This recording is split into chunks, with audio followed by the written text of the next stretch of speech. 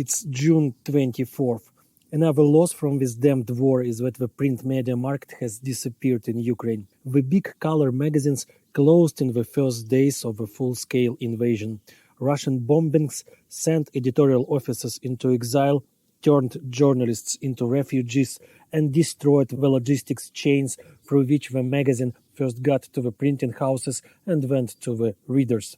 National newspapers held out for some time, for they were published irregularly, but gradually went entirely to the internet. There have long been only a couple of them throughout the country. Their disappearance, if not completed the history of Ukrainian newspaper journalism, then at least put it on a long pause. Regional newspapers remain, but there are not many of them, and in the frontline regions where I now mainly live, the majority of local newspapers have also closed. And I really like newspapers. For many years I worked as a newspaper reporter and editor. I even received a rather substantial award for the best report of the year, a whole case of expensive booze. But I never took it. I had to go abroad for this case, but I, for some reason, didn't get ready. The prize text was from another war in the Middle East. I wrote a lot of this, but it was not them that I remember, but a text written in a haste about 20 years ago, not somewhere on a dangerous trip, but in a calm office.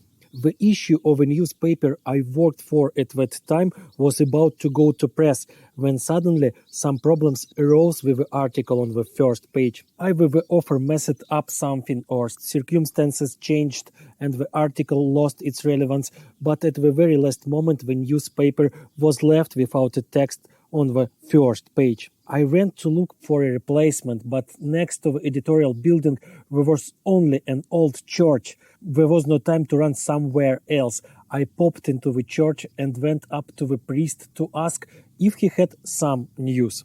At the same time, I explained that I was interested not just like that, but for the newspaper in which I work.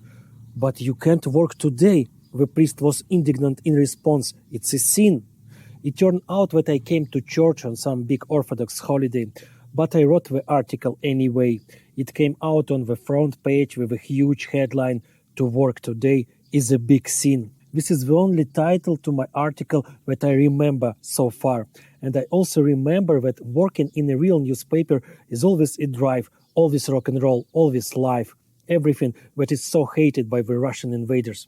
I swear, I really want the new generation of Ukrainian journalists to also feel this nervousness and joy of working in a large newspaper where you are always limited both in time and the amount of text that should definitely fall into the place allotted for it on a page. Yes, I understand that a newspaper is far from the most important thing in life, but I also know that it is a small part of the freedom that the Russians are trying to take away from us.